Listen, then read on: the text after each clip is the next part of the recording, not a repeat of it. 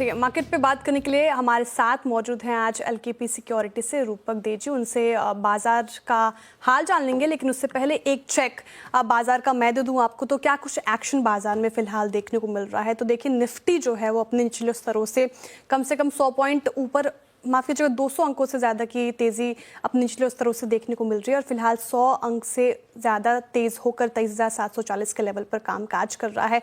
Bank Nifty की बात की जाए तो बैंक निफ्टी में भी 182 अंक की बढ़ोतरी फिलहाल देखने को मिल रही है निचले स्तरों से। यहाँ से 500 पॉइंट से ज़्यादा की रिकवरी और 51,043 के लेवल पर कामकाज करता फिलहाल दिख रहा है। एक बार स्क्रीन पर रखिए मिड कैप में क्या कुछ एक्शन, यहाँ पे भी तेज़ी की पूरी उम्मीद और जिस तरीके से बाजार ने आज रिकवरी दिखाई है, ये देखिए 27 पॉइंट अप है।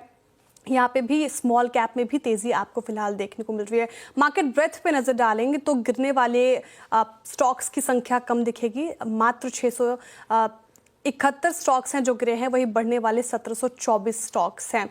कंट्रीब्यूटर्स रखते हैं अब आपके स्क्रीन पर, निफ्टी को कौन कंट्रीब्यूट कर रहे हैं, कौन सपोर्ट कर रहे हैं। तो बड़े वेटेड स्टॉक्स आपको दिखेंगे, L&T, HDFC bank, Mahindra and Mahindra, Reliance जैसे स्टॉक्स में अच्छी खासी तेजी और जिससे निफ्टी को सपोर्ट मिलता हुआ वही ड्रैग कर रहे हैं बजाज ऑटो, हिंडाल्को, एसबीआई और एनटीपीसी जैसे स्टॉक्स, ये ड्रैग करते नजर आए। बैंक निफ्टी के सपोर्ट और की बात करें तो बैंकिंग स्टॉक्स आपको दिखेंगे, एचडीएफसी, एक्सिस, इंडसइंड बैंक जैसे स्टॉक्स जिसमें अच्छा मूव आता आज के सत्र में देखने को मिल रहा है। वहीं SBI, federal bank, Punjab national bank और बैंक ऑफ बड़ौदा कुछ ऐसे स्टॉक्स जिसमें दबाव देखने को मिल रहा है और बैंक निफ्टी को कहीं ना कहीं ड्रैग करता फिलहाल ये। लेकिन ओवरऑल बाजार का रुख पॉजिटिव और क्लोजिंग बेल्स पे नजर रहेगी। क्या कुछ क्लोजिंग बेल्स इशारा करते हैं वो भी बात करेंगे। लेकिन रूपक दे जी, बाजार में जिस तरीके से रिकवरी आज देखने को मिल रही है, किस ओर इशारा कर रहा है, कैसे प्ले करें इस मार्केट को? जी, मुझे लगता है कि फिलहाल मार्केट में एक पॉजिटिविटी दिख रहा है जो कंटिन्यूड रह सकता है। Reliance, HDFC bank, ICICI bank जैसे कि आपने कहा कि इन सारी शेयर्स का सपोर्ट रहेगा और टेक्निकली निफ्टी का एक चांसेस है ऊपर जाने का, बट लिमिटिंग फैक्टर रहेगा। निफ्टी 200 डीएमए के नीचे ट्रेड कर रहा है, तो इमीडिएट रेजिस्टेंस निफ्टी का दिख रहा है 23,900 के आसपास। 900 के ऊपर अगर सस्टेन किया तो सिग्निफिकेंट रैली निफ्टी में देखने को मिल सकता है। अगर बैंक निफ्टी की बात करें तो बैंक निफ्टी का सिग्निफिकेंट रेजिस्टेंस है 51,130 टू 150। तो 51,150 के ऊपर बैंक निफ्टी में भी स्ट्रॉन्ग अपसाइड देखने को मिल सकता है, जो बैंक निफ्टी को शॉर्ट टर्म में 52,500 तक लेके जा सकता है। ठीक है, तो बैंक निफ्टी और निफ्टी में एक अच्छा खासा मूव आज के सत्र में हमें देखने को मिल सकता है और जिस तरीके से रिकवरी दिखाई है निफ्टी ने 23,900 का एक इंपॉर्टेंट लेवल और उसको सस्टेन करता है, तो एक अच्छा खासा पुल बैक निफ्टी में हमें देखने को मिल सकता है। रूपक दे जी, क्या पिक कर रहे हैं आप ऐसे मार्केट में जिस तरीके से रिकवरी और मूल माहौल देखने को मिल रहा है? कोई स्टॉक आप सुझाना चाहेंगे? जी हाँ, जैसा कि इस मार्केट में जो रिकवरी आ रहा है, कुछ स्टॉक्स में स्ट्रॉन्ग रिकवरी एक्सपेक्टेड है जो कुछ बाकी स्टॉक्स को आउटपरफॉर्म कर सकता है। एक हो सकता है कोल इंडिया। स्टॉक ने एक सिग्निफिकेंट करेक्शन के बाद एक रिवर्सल पैटर्न फॉर्म कर रहा है और इंडिकेटर भी सपोर्ट कर रहा है पॉजिटिव मोमेंटम के लिए। तो अपसाइड में ये 410 तक जा सकता है शॉर्ट टर्म में और नीचे सपोर्ट हो जाएगा 374 का। और दूसरी स्टॉक रहेगी मेरा, ये भी एक सपोर्ट के पास है और ऐसा में पॉजिटिव डाइवर्जेंस है। तो अपसाइड में ये मोमेंटम जो दिखेगा शॉर्ट टर्म में, वो स्टॉक को 470 तक लेके जा सकता है और नीचे अभी सपोर्ट हो जाएगा 430 का। देखिए, कोल इंडिया पहला स्टॉक रूपक जी, दूसरा स्टॉक कौन सा आपने बताया? दूसरा स्टॉक वीडीएल, वेदांता लिमिटेड। ठीक है, वेदांता लिमिटेड दूसरा स्टॉक है जिसमें 470 की टारगेट प्राइस दी गई है, वही 430 का स्टॉप लॉस मेंटेन करके वेदांता में फिलहाल चले। दो ट्रेड्स आपके लिए, कोल इंडिया और वेदांता लिमिटेड, ये रूपक जी की तरफ से आते हुए। अब चलते हैं 2025 में बाजार में क्या रणनीति बनाएं, इसको लेकर निवेशक दुविधा में है, जरूर कंफ्यूज है मेरी तरह, लेकिन लोगों में सवाल काफी है। कैसे सवाल? तो क्या पिछले कुछ सालों में जैसे रिटर्न 2025 में भी बनेंगे या फिर नहीं बनेंगे, या फिर 2025 मायूस करने वाला साल होगा? आपकी इन सभी मुश्किलों का हल करने के लिए हमारे साथ हैं हमारे मैनेजिंग एडिटर अनु सिंघल जी। सर, सबसे पहला सवाल तो ये कि जो हर निवेशक को सबसे ज्यादा ध्यान से सुननी चाहिए कि 2025 में क्या गलती करें और क्या नहीं करें, क्या गलती नहीं करनी चाहिए इनफैक्ट। आई थिंक सबसे इम्पॉर्टेंट जो आई थिंक 2024 के लास्ट क्वार्टर ने एक सीख दी होगी वो ये है कि अपने लॉसेस को जल्दी कट करें, बहुत जल्दी कट करें। शेयर बाज़ार में नुकसान होगा और इसके लिए स्टॉप लॉस लगाना बहुत ज़रूरी है।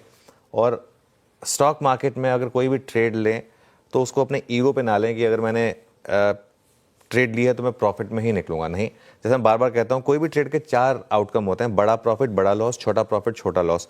बड़ा लॉस उसको हटा दीजिए, लॉस तो होगा, इसमें कोई डाउट नहीं है। दूसरा, इसका कंप्लीट रिवर्स, अपने प्रॉफिट को बहुत जल्दी बुक करना। और ये इन्वेस्टर्स के लिए ज़्यादा एप्लीकेबल है, ट्रेडर्स के लिए नहीं। अगर आप किसी भी बड़े इन्वेस्टर को देखेंगे, चाहे वो राकेश झुनझुनवाला हो या कोई भी और नाम उठा के देख लीजिए, असली वेल्थ 2 या 3 स्टॉक्स में बनेगी आपकी। और ये आपको विद हाइंडसाइट पता चलेगा। जब आप लेंगे तो आप ये मान के नहीं लेंगे कि ये मुझे वेल्थ क्रिएट करके देगा। आप स्टॉक लेंगे, वो 20% चलेगा, 40% चलेगा, दुगना होगा, तिगुना होगा, 10 गुना होगा, उसमें बने रहें आप। इसलिए ना बेचें सिर्फ क्योंकि आप मुनाफे में हैं। अगर आपका एक थीसिस पूरा हो रहा है तभी उसको बेचें। तीसरा, और ये ट्रेडर्स के लिए बहुत एप्लीकेबल है, मार्केट में हर स्विंग को पकड़ने की गलती ना करें। इस मार्केट में 3-4 अच्छी स्विंग्स होती हैं, जैसे इलेक्शन के बाद एक स्विंग मिली थी। अगर आपने ऐसी 1 या 2 स्विंग भी पकड़ ली इस मार्केट में तो बस वही काफ़ी है। और हर स्विंग कोई ट्रेडर नहीं पकड़ पाएगा, अच्छे से अच्छा ट्रेडर हर स्विंग नहीं पकड़ पाएगा। ये डे ट्रेडिंग के लिए भी एप्लीकेबल है, ये पोजिशनल ट्रेडिंग के लिए भी एप्लीकेबल है, स्विंग ट्रेडिंग के लिए भी एप्लीकेबल है। चौथी इंपॉर्टेंट चीज़, न्यूज़ चैनल्स देखकर, टेलीग्राम देखकर, व्हाट्सएप देखकर ब्लाइंडली कोई भी स्टॉक ना ले, अपनी रिसर्च खुद करें। एक चीज़ का ध्यान रखिए, आप घाटा आपका है। आप किसी के भी कहने पे स्टॉक ले लेंगे, वो सॉरी बोल देगा, लेकिन घाटा आपका है। इस चीज़ का आपको ध्यान रखना है। और फाइनली एक और चीज़, एक परमा बुल या बेयर ना बने इस मार्केट में, जो हमने पिछले 3-6 महीने में देखा भी है। दोनों तरफ की ट्रेड लेने के लिए इस मार्केट में आप बेसिकली तैयार रहें। बिल्कुल, तो व्हाट्सएप यूनिवर्सिटी के स्टॉक्स फिलहाल आप उस पर रिलाई ना करें, एक हिदायत तो ये काफ़ी ज़्यादा अच्छी है। लेकिन सर 2025 का क्या आउटलुक है? निवेशक कहाँ फोकस करे? काफ़ी ज़्यादा कंफ्यूज रहते हैं सेक्टर्स स्पेसिफिक में, कहाँ फोकस करे वो? कि काफ़ी चैलेंजिंग साल रहेगा, लेकिन काफ़ी मुझे लग रहा है प्रॉफिटेबल साल भी रहेगा। एक्चुअली 2024 में ना ख़राब नहीं था। हम सिर्फ निफ्टी देखकर या पिछले 3 महीने का मूव देखकर अगर हम कह दें कि नहीं पिछला साल ख़राब था, मार्केट ने पिछले साल भी आपको बहुत बेहतरीन मौके दिए थे। आईपीओस की बाहर आई थी, शानदार रिटर्न्स आए थे कुछ इंडिविजुअल स्टॉक्स में। हाँ, साल की शुरुआत सीधा होगी अर्निंग सीजन से, और Q2 के खराब अर्निंग सीजन के बाद एक्सपेक्टेशन ये है कि Q3 का अर्निंग सीजन भी मोर और लेस खराब ही रहने वाला है। तो उस वजह से ये हो सकता है कि हम शुरुआत करेंगे एक कॉशियस व्यू के साथ, क्योंकि बहुत ज़्यादा इस मार्केट में आप देखेंगे कॉन्फिडेंस नहीं है। और वो कॉन्फिडेंस इसलिए नहीं है क्योंकि कोई भी रैली आ रही है ना, वहाँ पर सेलिंग आ जाती है, क्योंकि लोगों को रिस्क लग रहा है कि Q3 का अर्निंग सीजन भी खराब रहने वाला है। और ज़्यादातर एनालिस्ट मान के चल रहे हैं कि जैसा Q2 का अर्निंग सीजन था वैसा ही Q3 का भी अर्निंग सीजन रहेगा। और CY25 की पहली तिमाही जो है उसका सबसे इंपॉर्टेंट ट्रिगर, अर्निंग सीजन तो है ही, लेकिन उसका सबसे इंपॉर्टेंट ट्रिगर मैं अभी भी मान रहा हूं बजट है। अगर इस मार्केट को कोई एक चीज यहां से चेंज कर सकती है तो बजट है। अगर बजट में कुछ बिग बैंग अनाउंसमेंट आ जाए ना, फॉर एग्जांपल कुछ आप कह रहे हैं थोड़ा सा कि हम बहुत ज़्यादा खर्चा करने वाले हैं, थोड़ा एक बार के लिए हम फिस्कल डेफिसिट पर थोड़ा सा कॉम्प्रोमाइज करने को तैयार हैं, या फिर आप कह दें कि हम पीक इनकम टैक्स को कम कर रहे हैं, या जो सबसे लोअर तबका है उसका इनकम टैक्स आधा कर रहे हैं, ऐसा कुछ कर रहे हैं। अगर ऐसा कुछ अनाउंसमेंट आ जाएगा ना, वो स्टॉक मार्केट में जान भरेगा। मार्केट में इस समय देखिए शॉर्टिंग बहुत है, लेकिन मार्केट को ट्रिगर चाहिए। वो ट्रिगर कहाँ से मिलेगा? अर्निंग सीजन से तो मिलना मुश्किल है, एटलीस्ट इस वाले अर्निंग सीजन में। तो फिर आपकी उम्मीदें बजट से होंगी। और जितने भी एक्सपर्ट से मैंने बात की है, उस दिन रामदेव सर भी हमारे ऑफिस में आए थे, हमारे स्टूडियो में, उन्होंने सबने यही कहा था कि अर्निंग्स के ग्रीन शूट्स आपको दिखाई देंगे Q4 में, और असली रिकवरी शुरू होगी FY26 के Q1 और Q2 में। और मार्केट एक डिस्काउंटिंग मैकेनिज्म है, तो Q2 में अगर असली अर्निंग्स आएंगे तो मार्केट Q4 Q1 से रैली करना शायद शुरू करेगा। और बहुत लोगों का ये मानना है, हमारी आप और मैं, हम काफ़ी शो किए हमने, 10 से 12% का एक एक्सपेक्टेशन रखें इंडेक्स लेवल पर कि इतना आपको निफ्टी में रिटर्न्स मिलेगा। कई लोग तो ये भी मान रहे हैं कि उससे कम मिलेगा, लेकिन 10 से 12% की एक एक्सपेक्टेशन लेके चल रहे हैं। 2024 में फर्स्ट हाफ गुड बहुत अच्छा था, सेकंड हाफ काफी वोलेटाइल था। 2025 में इसका उल्टा होने के चांसेस हैं। 2025 में फर्स्ट हाफ शायद हो सकता है काफी वोलेटाइल हो, लेकिन सेकंड हाफ हो सकता है काफी पॉजिटिव रहे 2025 मार्केट के लिए। ट्रेडर्स स्क्रीन को रिस्पेक्ट करें, दोनों तरफ की ट्रेड लें, परमा बुल या परमा बेयर ना बने। अगर टेक्सचर सेल ऑन रैली का है तो सेल ऑन रैली करें, बाय ऑन डिप्स का है तो बाय ऑन डिप्स करें, दोनों है तो दोनों करें। अगर एकदम वॉलेटाइल मार्केट है तो ट्रेड ना करें, वो भी एक डिसीजन होगा। इन्वेस्टर्स वो एक फॉर्मूला जो है हमारा सिप और डिप, उसको याद रखें। मैं इंडिया मार्केट पर अगर आप मुझे 10 साल का व्यू पूछेंगे तो मैं बहुत बुलिश हूँ। और एक और चीज़ बताऊँ, मैं पर्सनली जैसे मैं खुद जो इन्वेस्टमेंट करता हूँ, पिछले 3 महीने में मैंने अपने इन्वेस्टमेंट में 1% भी कमी नहीं की, उल्टा और काफ़ी ऐड ही किया है। तो यही मैं लोगों को कहूँगा कि ये समय आपको मौके मिल रहे हैं अपने पोजिशंस को, इन्वेस्टमेंट पोजिशंस को ऐड करने के लिए। बिल्कुल सर, तो बजट एक इम्पॉर्टेंट ट्रिगर 2025 में, लेकिन सर रणनीति क्या अपनाएं लोग, पोर्टफोलियो के लिहाज से क्या स्ट्रैटेजी वो अपनाएं?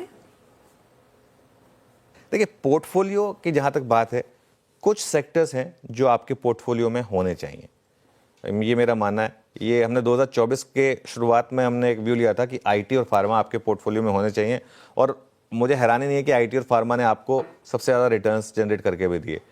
मेरा ये मानना है कि ये अभी भी आपके पोर्टफोलियो में होने चाहिए। ये दोनों ऐसी स्पेसेस हैं जहां पर आपको डोमेस्टिक स्लो डाउन का कोई इंपैक्ट नहीं है, प्लस यूएस इकोनॉमी इतनी स्ट्रांग है, विजिबिलिटी वहां पर इतनी स्ट्रांग है कि ये जो दो सेक्टर डायरेक्टली यूएस फेसिंग है, इनको फायदा मिलेगा। प्लस डॉलर बहुत स्ट्रांग है, डॉलर रुपी इक्वेशन अभी भी आपके फेवर में रहेगी एज एन इन्वेस्टर। तो इसके लिए ये सेक्टर्स में आप बने रहें, इसमें कोई दिक्कत नहीं है। और मुझे लग रहा है कि आईटी और फार्मा में first quarter of calendar year और गेंस आएंगे यहाँ पर। उसके बाद मुझे लग रहा है कि सेलेक्टिव ऑटो और एफएमसीजी स्टॉक्स, जहां पर हमने काफी पेन देखी है, अब मैं नाम नहीं लूंगा, लेकिन और ऐसा भी नहीं कि जो सबसे ज्यादा गिर गया उसी को ले लें, लेकिन कुछ ऑटो स्टॉक्स और कुछ फार्मा स्टॉक्स, पिछले एफएमसीजी स्टॉक्स खास तौर से पिछले 3 महीने में हमने काफी पेन देखी है इन स्टॉक्स में। यहां पर अगर आपको अर्निंग्स का हल्का सा भी रिवाइवल का साइन दिखे तो यहां पर बुलिश हो जाए, लेकिन यहां पर आपको बहुत सिलेक्टिव रहना पड़ेगा। आईटी और फार्मा में तो आप एज सेक्टर ईटीएफ भी जाएंगे तो चल जाएगा, लेकिन ऑटो और एफएमसीजी में आपको बहुत ज़्यादा सिलेक्टिव होने की ज़रूरत है। और उसके अलावा सेकेंड हाफ ईयर में, मतलब फर्स्ट हाफ और सेकेंड हाफ, 2 हाफ बांटे, सेकेंड हाफ में मुझे लग रहा है सबसे ज़्यादा पैसा आपको बना के देगा private sector banks. Private sector banks ने 2024 में एज इंडेक्स 0 रिटर्न्स दिए। Private sector bank, Nifty bank थोड़ा चला बिकॉज ऑफ पीएसयू बैंक्स, लेकिन निफ्टी प्राइवेट बैंक ने 0 रिटर्न्स दिए 2024 में। उसके कई कारण रहे, एफआईआई की सेलिंग, इंडसइंड बैंक का कोलैप्स, और भी काफ़ी कारण रहे। लेकिन मेरा ये मानना है कि यहाँ पर आपका पैसा बनेगा क्योंकि स्टार्टिंग वैल्यूएशंस काफ़ी शानदार है। कुछ प्राइवेट बैंक्स इस समय 1 to 2 times price to book available है, जो एक समय पीएसयू बैंक्स हुआ करते थे। तो उस हिसाब से, और 2025 के सेकेंड हाफ में मुझे लग रहा है एफआईएस भी वापस आएंगे, तो वो भी सबसे पहले बैंकों को ही टारगेट करेंगे, प्राइवेट बैंकों को। अगर आप डार्क हॉर्स सेक्टर की बात कर रहे हैं ना इस साल, वो मेरा होगा स्पेशलिटी केमिकल्स। मेरा ये मानना है कि चाइना +1 थीम इस साल फुल प्ले होगी डोनाल्ड ट्रंप के प्रेसिडेंट बनने के बाद। स्टार्टिंग वैल्यूएशंस बहुत चीप हैं यहाँ पर।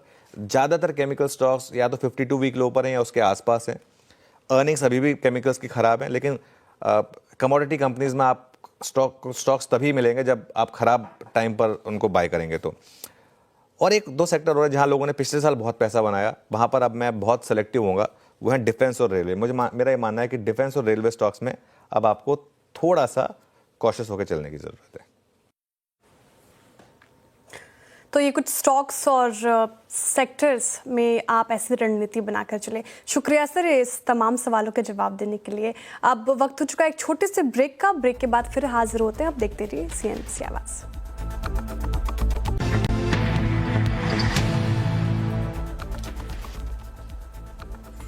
Welcome back. आप देख रहे हैं मिड कैप मंत्र और मैं हूं आपके साथ श्रेया ठाकुर। देखिए, जिस तरीके से बाजार में रिकवरी देखने को मिल रही है वो अभी भी कायम है, लेकिन क्लोजिंग बेल्स पर नजरें टिकी रहेगी।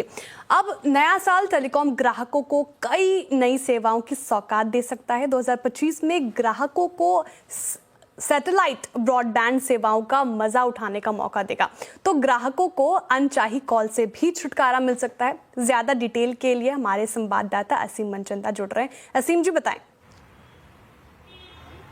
जी देखिए, लोगों को ये इंतजार होता है कि नई नई टेक्नोलॉजी कौन सी आएगी और नए साल में उनको क्या क्या सर्विसेज और क्या क्या बेहतर चीजें टेलीकॉम सेक्टर के अंदर मिल सकती है। तो सबसे पहले तो उनको सैटेलाइट ब्रॉडबैंड सेवाओं का मजा उठाने का मौका मिल सकता है। एलन मस्क की कंपनी स्टारलिंक जल्दी ये सेवाएं शुरू कर सकती है। काफी सारा काम उस पर ऑलरेडी हो चुका है। सरकार से बस लाइसेंस मिलने की इंतजार है। एक बार लाइसेंस मिल गया तो आपको उसकी सर्विसेज भी मिल सकती है। दूसरा सबसे बड़ी चीज कि अभी जो टेलीकॉम कंपनी है अपने बंडल पैक देती है डाटा के साथ, जो उपभोक्ता को महंगे पड़ते हैं। ट्राई ने भी हाल ही में एक डायरेक्शन दिया है कि आप उनको सिर्फ वॉइस पैक भी उपलब्ध कराइए। तो जल्दी ही टेलीकॉम कंपनियों को ग्राहकों को वॉइस पैक भी उपलब्ध कराने पड़ेंगे, जो कि पहले के मुकाबले थोड़े सस्ते होंगे। तो ग्राहकों को महंगे टैरिफ से भी थोड़ी सी राहत मिलेगी। तीसरी सबसे बड़ी बात, अनचाही कॉल से छुटकारा मिलेगा। आप और मैं, हम सब अनचाही कॉल से बड़े परेशान रहते हैं हर बार। और ट्राई अब उसके नियम कड़े करने की तैयारी कर रहा है। टेलीमार्केटिंग कंपनियों के ऊपर जुर्माना लगाने की भी तैयारी कर रहा है। तो वो भी आपको देखने को मिलेगा। BSNL की 4G सर्विसेज का सबको लोगों को इंतजार है कि कब पूरे देश के अंदर फैलेगी। तो सरकार ने उसके लिए जून की डेडलाइन रखी हुई है। तो तब तक आपको पूरे देश के अंदर BSNL की 4G सर्विसेज देखने को मिलेगी। और बहुत सारी शिकायतें आपको टेलीकॉम सेक्टर से लेकर के रहती है। आपको ये नहीं पता होता कि कहाँ इसकी शिकायत करें। तो दूरसंचार विभाग एक सुपर ऐप इसके लिए लॉन्च कर रहा है, जिस पर आप अपनी सारी शिकायतें कर सकते हैं। तो वो भी आपको नए साल के अंदर देखने को मिलेगा। तो ये सारी नई चीजें आपको नए साल 2025 के अंदर टेलीकॉम सेक्टर के अंदर देखने को मिलेगी। बिल्कुल, BSNL का जो 4G का इंतज़ार है, लोग काफ़ी ज़्यादा उसका इंतज़ार कर रहे हैं। 2025 में कब आता है 4G, वो देखने वाली बात होगी। जैसा जून मेंशन कर रहे थे असीम जी। शुक्रिया असीम जी, बहुत बहुत शुक्रिया इस तमाम जानकारी के लिए। वक्त हो चुका है, छोटे से ब्रेक के बाद फिर हाजिर होते हैं। देखते रहिए CNBC आवाज़।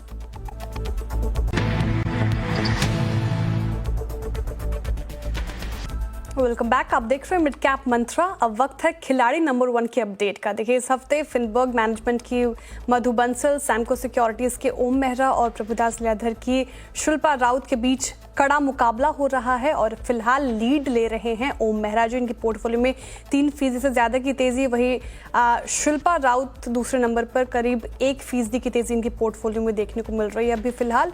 और मधु बंसल जी भी पॉजिटिव टेरिटरी में ही हैं, मामूली बढ़त के साथ। तो फिलहाल इस शो से इतना ही, दीजिए इजाज़त। और नेक्स्ट शो KYC में जुड़िए हमारे साथ और देखते रहिए CNBC आवाज़।